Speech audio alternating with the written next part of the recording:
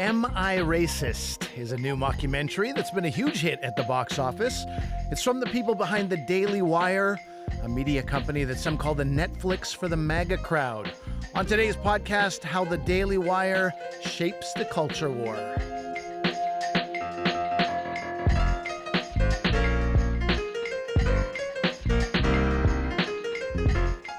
Hey, I'm Ali Hassan, sitting in for Elamin Abdel Mahmoud. This is Commotion. So the Daily Wire is this conservative media company. It's getting a lot of buzz lately, thanks in part to this new film, Am I Racist? It's raked in more than $12 million at the international box office. There's also the Daily Wire's roster of media personalities, people like co-founder Ben Shapiro, Matt Walsh, and until recently, Candace Owens. Here's a clip of a sizzle reel that the Daily Wire ran during a live event in Nashville this past summer. At the Daily Wire, we have a mission. Fight the left and build the future. Am I racist? Please leave. We want to rename the George Washington Monument to the George Floyd Monument. Stop giving your money to woke corporations who hate you. It's ridiculously exciting to be here. You can see why Americans do not trust the media. That's a bit of a sizzle reel that the Daily Wire played during a live event in Nashville. Barry Hertz and Vinson Cunningham have both been covering the rise of the Daily Wire, and they're with me now. Barry, Vinson, welcome back to Commotion. Thanks for having me. Hey, thanks for having me. Barry, before we get into this, can you briefly fill us in on the Daily Wire's origin story? Sure. So, the Daily Wire started almost about a decade ago as kind of the brainchild by Ben Shapiro, who's a conservative pundit, and Jeremy Boring, who is also kind of a conservative networker in the film industry and entertainment circles. They basically thought that they could do a media empire that would, as that clip kind of just said, build the future, fight the left, provide an alternative forum for coverage of conservative angled issues. They started off with news and a podcasting network. They really hit the podcasting boom, and then they gradually shifted into scripted entertainment, television and film.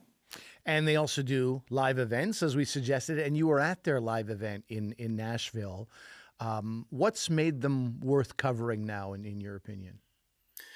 So they've picked up a remarkable amount of steam, I feel, over the past several years. Their podcast networks of Shapiro, Matt Walsh, Andrew Klavan do really remarkably huge numbers, not just in the quote-unquote conservative space, but across all of the platforms. They're right now playing in the big culture war sector of the U.S. election cycle, which is, of course, very fraught. And they started off their streaming service, Daily Wire Plus, which has, picked up a good number of subscribers in that alternative space. And this fall, they launched their first theatrical film, which is Am I Racist? A kind of quasi-documentary by Matt Walsh. Vincent, let me ask you, what do you think Daily Wire is doing that these more conservative classic conservative media outlets aren't doing, like Fox or Breitbart or Newsmax? Yeah, these other networks, and then you could also add to that places like the National Review, or specifically ideological journals. Much of what they do is slant news, or in many ways offer conservative ideological alternatives to what they think of as sort of mainstream liberal media. Whereas what the Daily Wire seems to be doing, and I think this goes to what Barry was saying, is create a whole rival system of entertainment, right? You can watch some of the things that they produce, and it's not about conservatism per se, but it's just like, hey, the left has judge shows, for example. Why don't we do a Matt Walsh, this conservative thought leader, comedian, blogger, whatever? Why don't we have him be Judge Judy? It's giving you alternatives to what you might find on your TV for entertainment, not just for news. So it seems to me to be a more honestly ambitious vision. Well, a few years ago, people would say that there's no such thing as conservative comedy. That term didn't really exist. But now, not just these judge shows, but you do have numbers that are pretty high with some of these more sort of comedic shows. They're maybe not at the same level as The Daily Show or, let's say, Last Week Tonight with John Oliver. But Barry, am I right to say that their numbers are still somewhat formidable? Yeah, I think they're extremely formidable. And I mean, you only have to look at the comedy space right now, and even in the mainstream, to see the successive penetration of, kind of conservative leaning comedy, Joe Rogan, Shane Gillis, stuff like that. So the Daily Wire is kind of picking up on that and amplifying it to a, comically provocative kind of level. Yeah. Well, let's get into Am I Racist? It's as we've said, it's the first theatrical release from the Daily Wire. It is a mockumentary. It does star the aforementioned Matt Walsh. Vinson, the title kind of gives it away, but briefly, what's the premise here? Sure.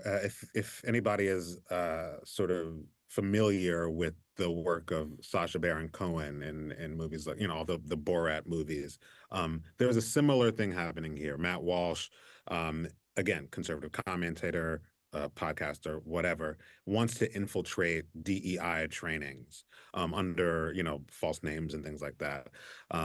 People that, are basically paid to make white people feel bad about themselves in corporate and HR settings. These workshops about, equity, et cetera, and sort of expose their folly to his audience, right? So he's going into, somebody that's paid $30,000 to do a corporate retreat or whatever and make them repeat or say odd things and sort of push this already kind of absurd setting towards something even more, I don't know, he's like sort of a wrench in the system of it. And he's asking really weird questions. He's like, well, what if I've got 15 black friends or whatever? He ends up like wearing a ponytail. This is his like woke costume, going to these things, meeting with people like Robin DiAngelo, who wrote the book White Fragility, who is probably the most famous person that he sort of successfully tricks throughout this movie. There are lots of quote unquote jokes in the movie. Weird things of like, he doesn't want to say the name of a book that is like the N-word, or he's sitting in a diner and doesn't want to say that he likes his coffee black because there's a black waitress, trying to play on liberal pieties or whatever. But it's sort of I don't know, Barry, what you thought. It's sort of a slog. It's not good. Matt Walsh is not funny. I guess I'm imposing my own thoughts now. Sure. But, and your thoughts are also well documented in a New Yorker piece that you did. Right. You wrote at length about exactly all this. Yeah. That's right. After Walsh and his followers had sort of been complaining that the quote unquote mainstream media would never review this, even though it's the most popular movie in the country. And then I did review it, and then they said that, I've got an agenda, So it's like one of the hallmarks of this world is to say, we are being ignored by the mainstream. But then if somebody criticizes them saying, well, of course they say this because they are sort of beholden to their liberal masters. So whether you pay attention to it or not, as someone who is not a conservative, you're kind of in a damned if you do, damned if you don't situation. Let's listen to a little bit of the trailer for Am I Racist? Let's be clear, what's happening in this country, it's Nazism. Republicans are Nazis. You cannot separate yourselves from the bad white people. Growing up in the 90s, I never thought much about race. Sure, you noticed, but never really seemed to matter that much, at least not to me. Being a white, straight, cisgender man, it's the top of the pile. I'm on the top of the pile. That's me. Am I racist? I would really appreciate it if you left. I'm trying to learn. I'm on this journey. Can you please leave? That's a little clip from the film Am I Racist, produced by conservative media company The Daily Wire. Barry, you've seen the film. What did you make of its overall critique of DEI, diversity, equity, and inclusion in that industry? I mean, the critique is kind of baked into the title and the premise. This is not a serious examination whatsoever. It is a very agenda-driven experiment in kind of prankish conservative comedy. Just listen to Matt Walsh there say that, growing up, he never thought about race. So of course he didn't. He grew up in a very extremely white evangelical sphere, as his background has very much noted. So, I think it's really, to even call it a documentary is being a little generous with the definition. This is an experiment in provocation, and they know exactly what they're doing. And they've been very slick about marketing it as such. They see or they sense that there is an audience out there that is very much exhausted by, quote unquote, woke liberal media and the biases contained within, and they see this as pushing as an alternative to that narrative. And, Vinson, I'd mentioned you did a piece in the New Yorker about this mockumentary, but then there was a piece done about you and your piece as well, right? Matt Walsh sort of did I don't know what it was, but a 15-minute clip talking about your critique of him. How did that go over with you? Well, for me, it only manifested in terms of getting lots of tweets and Facebook messages from aggrieved conservatives. Many of them, I must say, like a small percentage of them were very also overtly racist, which is part of the subtext of this sort of racially aggrieved stuff, right? But I will say that as a sort of objective observer, Matt Walsh is a smart guy in that everything that happens in his world, including him being reviewed by somebody like me, can then go onto his podcast, which can then be clipped away and become a YouTube clip. The amount of content that these people are sort of mulching through various media is actually very impressive. Matt Walsh's podcast comes out every day, I believe, Monday through Friday, which as someone who does a weekly podcast, that's a lot of work. And so it's like everything that happens in the culture, whether it's a headline that he can make sort of look, worse than it really is, about, trans issues, about death penalty, about all of the sort of hot button issues. But then he gets a review in the New Yorker that is negative about him, and it becomes an object lesson about the sort of the evils of the liberal media. So this sort of inverse mirror, this funhouse environment becomes not just a site of political observation, but crucially just a fountain of content. So that's what was interesting to me about that he's like, all right, now I got a 15-minute segment for my podcast, something to put on YouTube. Sure. The diligence is just as somebody who tries to work hard. I mean, it's commendable. That's nice of you to say that. Barry, you mentioned Jeremy Boring earlier, who is, co-founder or who is co-founder of the Daily Wire. His vision, quote, is to make great entertainment that all Americans can enjoy regardless of their political views. How do you feel like Am I Racist lines up with that sentiment? I don't think it lines up with it at all. I mean, it is very obviously targeted toward a certain demographic, which is really the demographic of the Daily Wire. When Jeremy made that pronouncement at the launch of Daily Wire Plus, which is their streaming service, it was an ambitious kind of lob at the Hollywood industrial complex that we're going to kind of take you at your own game. If you look at the content that is on the service, which will include Am I Racist later this month once it makes its transition from theatrical to streaming, is that I could not see any progressive or liberal leaning audience member spending more than a few minutes there without kind of flicking their remote in revolt. I think what they really want to do is they want to identify those who feel alienated by what is going on in the so-called mainstream of Hollywood and provide a very niche, very targeted, very explicit alternative to that. Right. Last question to you, Vinson, about this idea that, this is being called the Netflix for the MAGA crowd, right? The Daily Wire's streaming platform.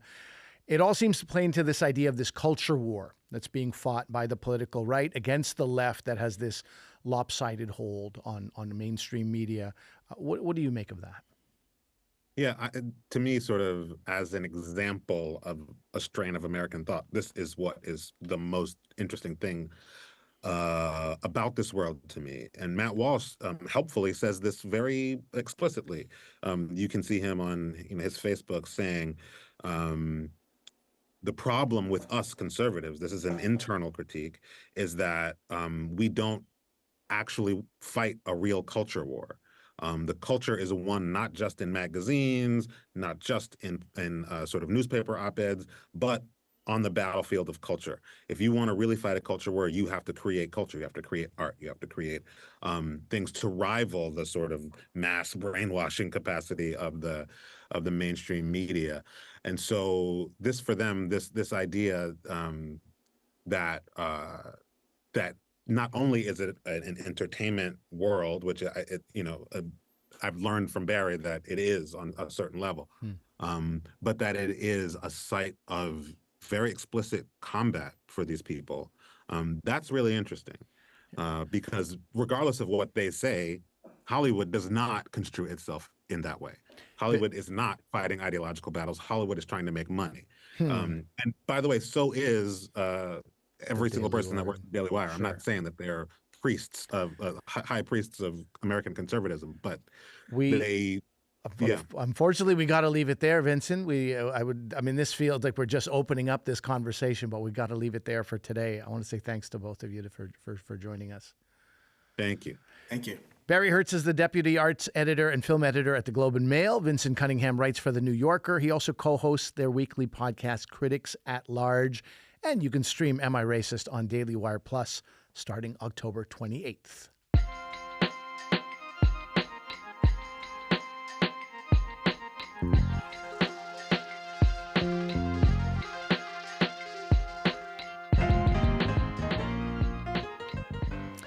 I'm Ali Hassan, sitting in for Elamin Abdul Mahmoud. Han Kang grabbed a lot of attention recently for winning the Nobel Prize for Literature. She's the first Korean and first Asian woman to win the most prestigious award in fiction. And Han Kang's work has also put a spotlight on a debate around literary translations. Michelle Cho is here to talk about it all. Hi, Michelle. Hey, thanks for having me. Sure. And the big reason you're here, now we always love having you on the show, but the big reason is you were actually in Korea when that news broke about Han Kang winning the Nobel Prize. What was that like? That's right. Yeah, there were nonstop news stories about her Nobel Prize. And so I was really curious to see what people thought about it. And the stories were basically about fans of Han like rushing bookstores and basically selling out all copies of all of her works. There was a lot of jubilation and excitement about it. There were also like a handful of folks who were a little bit concerned that the subject matter of her books was maybe reflecting negatively on the nation. So it was also very clear that her victory was like immediately claimed as a national triumph, even a regional one, because there were a lot of other Asians, East Asians who were excited about her. As you talk about her work and how it affects, the nation and Korean culture, I should ask you what kind of writer she is. Maybe tell people who are not familiar with Han Kang's work, what does she like to write about? So Han is a really singular writer. I think that she's super unique in terms of her style. She's very intense. She's kind of talked about her longstanding interest in trying to get to the bottom of how human beings can be both so incredibly accomplished and show such extraordinary creativity and kindness and just be such a force of incredible good, and also on the other hand, or by the same token, be so incredibly destructive and violent. So that paradox is really at the core of what she writes about. And so she's done that through books that look at some really traumatic kind of historical moments in modern South Korean history, and also through some kind of more quasi-autobiographical writing where she's looking at, death and grief and loss in quite personal terms. But her writing is also really original in the sense that, she kind of weaves in different subjectivities, and sometimes it's this kind of visceral experience of going through the kind of access that she tries to create for the reader of these large themes. Yeah. And the reason we're especially interested in talking about her is lit fans may know her name, if not from this Nobel Prize, from the Booker Prize that she won in 2016 for her book, The Vegetarian. There was a debate that came up around the English translation of the book. Yeah. Can you explain that debate and where that was coming from? Yeah, absolutely. So that book, The Vegetarian, really put Han Kang on the map. But what came out after the Booker International Prize was awarded is that Deborah Smith, the translator, was a kind of young graduate student at the time. She had only been studying the Korean language for a few years before she kind of undertook this task of translating Han's work. And so then there were a lot of people, especially in Korea, who took a look at the translation and noted the kind of inaccuracies that, come from, just being new to the language. But what really took what really drove this kind of conversation was the stylistic change. So Smith, as a translator, had really taken some liberties in translating, or kind of showed a certain translation philosophy that's not interested primarily in accuracy, in like the word for word transfer, but tried to pursue a different kind of accuracy, at least in Smith's view, which is to try and capture the tone and the feeling of the writing, which can only be done by adding certain things. So that's really a philosophy of translation that's different. So this is, so my father was a translator from English, from Pakistani works into English, and English works into Urdu. We lost my father for many hours to translation. So I was very interested. Deborah Smith said this in an op-ed after the Booker Prize was won.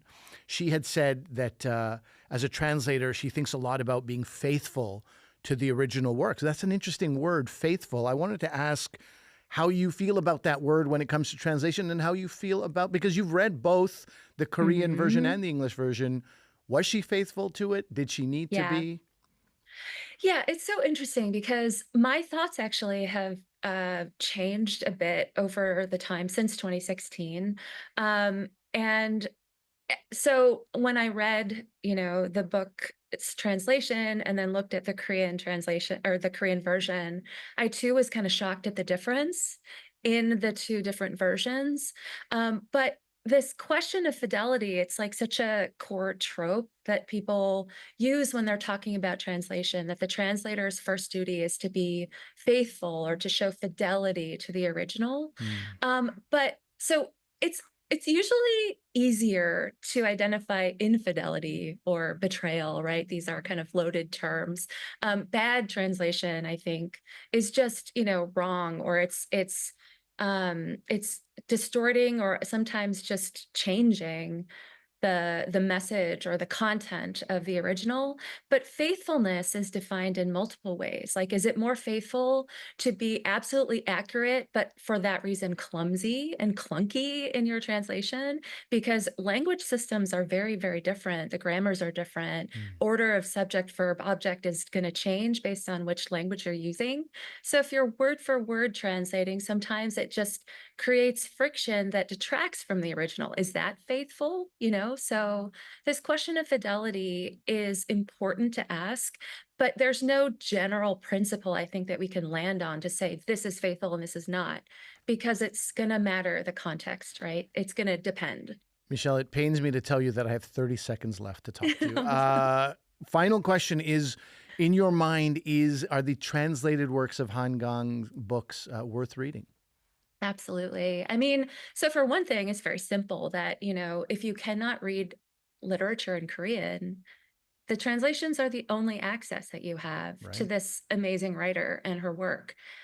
So I think it's important as you're reading. I highly, highly recommend reading these translations. And, Han Kang has continued to work with Deborah Smith, endorses her translations, thinks that they're fantastic. And wins the biggest awards in literature. Exactly. Right. So read them. Okay. Yeah. Michelle, thank you so much.